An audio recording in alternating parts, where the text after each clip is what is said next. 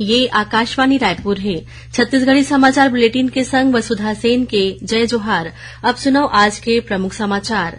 केंद्र सरकार हा उपभोक्ता मन ला किफायती दर में दाल उपलब्ध कराए बर भारत दाल ब्रांड नाम के तहत 60 रुपया प्रति किलो में सब्सिडी वाले चना दाल की बिक्री शुरू करीन। राष्ट्रपति हा छत्तीसगढ़ ला भूमि सम्मान और सरगुजा और बेमेतरा ला भूमि प्लेटिनम सर्टिफिकेट सम्मान लेकर सम्मानित और अनुसूचित जाति और अनुसूचित जनजाति समुदाय के युवा मन हा विधानसभा के मानसून सत्र के पहलैया दिन विधानसभा मार्ग में नग्न होके करीन विरोध प्रदर्शन। अब समाचार विस्तार ले। केंद्र सरकार हा उपभोक्ता मन ला किफायती दर में दाल उपलब्ध कराए बर भारत दाल ब्रांड नाम के तहत 60 रुपया प्रति किलो में सब्सिडी वाले चना दाल के बिक्री शुरू करे है। केंद्रीय उपभोक्ता मामला, खाद्य और सार्वजनिक वितरण मंत्री पीयूष गोयल हा भारत दाल के ब्रांड नाम ले रियायती दर में चना दाल के बिक्री अभियान के शुभारंभ करीन। एकर अंतर्गत 1 किलोग्राम के पैकेट के दाम 60 रुपया प्रति किलोग्राम और 30 किलोग्राम के पैकेट के दाम 55 रुपया प्रति किलोग्राम राखे गए है। उपभोक्ता मन ला सस्ता दर में दाल उपलब्ध कराए के दिशा में भारत दाल अभियान केंद्र सरकार के एक ठन बड़े कदम आए। केंद्रीय गृह मंत्री अमित शाह आज दिल्ली में CRCS सहारा रिफंड पोर्टल के शुभारंभ करीन। ए पोर्टल सहारा समूह के 10 करोड़ ले ज्यादा जमाकर्ता मन बर अपन पैसा वापस ले में मददगार होही। यह अवसर में श्री शाह कहिन कि सहारा समूह के 4 सहकारी समिति मन में फंसे जमाकर्ता मन के पैसा वापस ले के प्रक्रिया सहारा रिफंड पोर्टल के उद्घाटन के बाद शुरू हो गए है। शुरुआती चरण में जमाकर्ता मन ला रिफंड पोर्टल 5,000 करोड़ रुपया श्री शाह कहिन कि ये पहल के सफल होए के बाद सहारा समूह के सहकारी समिति में जेन जमाकर्ता मन के ज्यादा पैसा फंसे है उनला पैसा लौटाए के निर्णय ले जाही। छत्तीसगढ़ विधानसभा के मानसून सत्र आज ले शुरू हो गए है। सत्र के पहलैया दिन भिलाई के वैशाली नगर विधानसभा ले विधायक रहे स्वर्गीय विद्यारतन भसीन और अविभाजित मध्य प्रदेश के पूर्व कैबिनेट मंत्री स्वर्गीय भानु प्रताप सिंह ला मुख्यमंत्री भूपेश बघेल, विधानसभा अध्यक्ष डॉक्टर चरणदास महंत सहित सदन के सदस्य मन श्रद्धांजलि अर्पित करेन। यह अवसर में मुख्यमंत्री हा कहिन कि स्वर्गीय विद्यारतन भसीन सरल और सहज व्यक्तित्व के धनी रहेन। ओमन दलगत भावना ले ऊपर उठ के हमेशा आमजन के कल्याण बर काम करीन। उन्हें डॉक्टर महंत कहिन कि स्वर्गीय भसीन बेहद मिलनसार प्रवृत्ति के रहेन। उखर जाना हम सब बर अपूर्णीय क्षति आए। विधानसभा में मुख्यमंत्री हा दिवंगत भानु प्रताप सिंह ला श्रद्धांजलि अर्पित करत हुए कहिन कि ओमन प्रदेश में कला और संस्कृति ला आगू बढ़ाइन।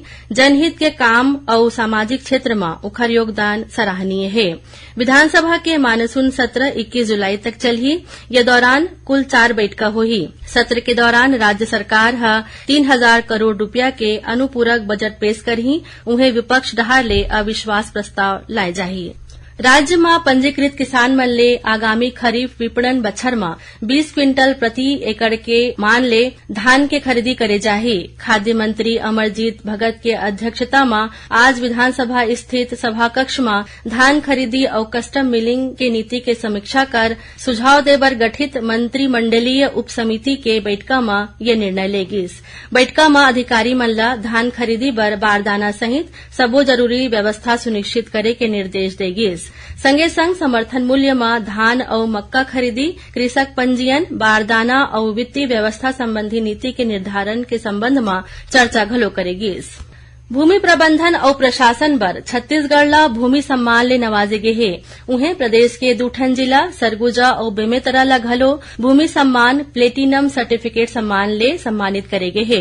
राष्ट्रपति द्रौपदी मुर्मू आज नई दिल्ली के विज्ञान भवन में आयोजित कार्यक्रम में छत्तीसगढ़ ला ये पुरस्कार प्रदान करेन। ये उपलब्धि बर मुख्यमंत्री भूपेश बघेल प्रदेश के राजस्व विभाग, सरगुजा और बेमेतरा जिला प्रशासन ला बधाई और शुभकामना देन।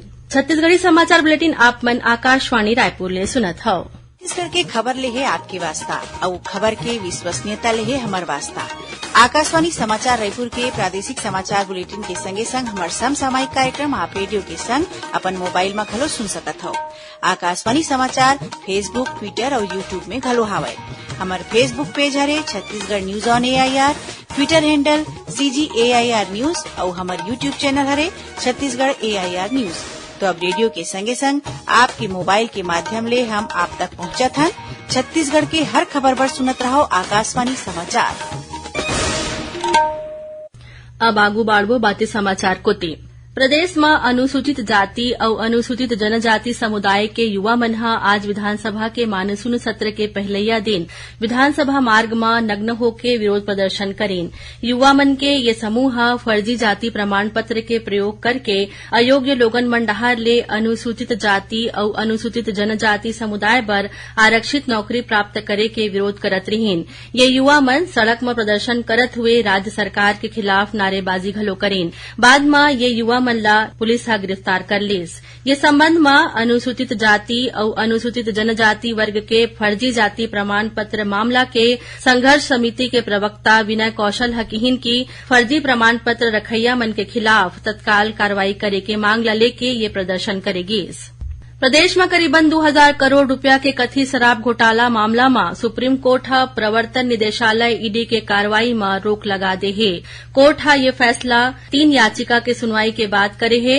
न्यायमूर्ति संजय किशन कौल और न्यायमूर्ति सुधांशु धुलिया के बेंच हा आज ये मामला की सुनवाई करेन। कोर्ट हा कहिन कि फिलहाल ये मामला में ईडी के तीर कार्रवाई करे बर प्रेडिकेट ऑफेंस नहीं है, जेकर सेती ईडी ला ये मामला में कोनो भी तरह के कार्रवाई ले रोके जावत है। बता दें कि शराब घोटाला मामला में यश टूटेजा, अनवर ढेबर और सिद्धार्थ सिंघानिया हा सुप्रीम कोर्ट में याचिका दायर करे रहीन।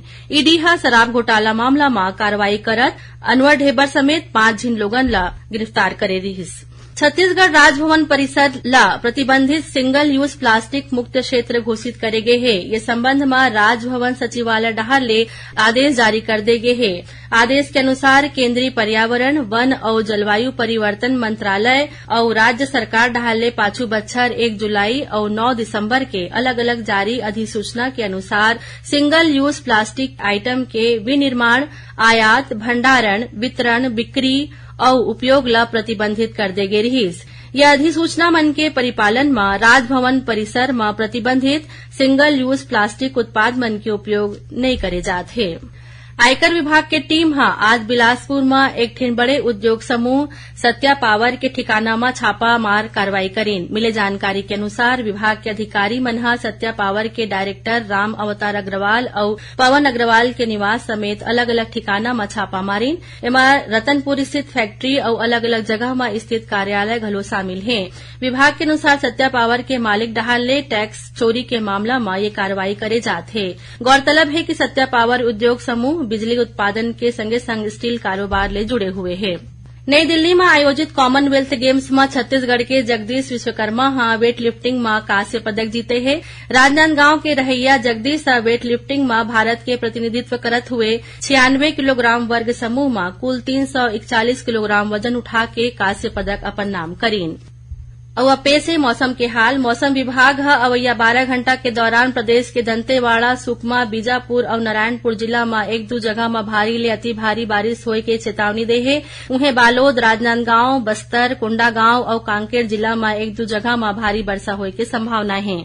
आखिर में प्रमुख समाचार एक बार फिर। केंद्र सरकार उपभोक्ता मन ला किफायती दर में दाल उपलब्ध कराए बर भारत दाल ब्रांड नाम के तहत 60 रूपया प्रति किलो में सब्सिडी वाले चना दाल के बिक्री शुरू करीन। राष्ट्रपति छत्तीसगढ़ ला भूमि सम्मान और सरगुजा और बेमेतरा ला भूमि प्लेटिनम सर्टिफिकेट सम्मान लेकरीन सम्मानित। और अनुसूचित जाति और अनुसूचित जनजाति समुदाय के युवा मन विधानसभा के मानसून सत्र के पहलैया दिन विधानसभा मार्ग में नग्न होके करीन विरोध प्रदर्शन। एकरे संग छत्तीसगढ़ी समाचार बुलेटिन इहे सिरावत है। जय जोहार।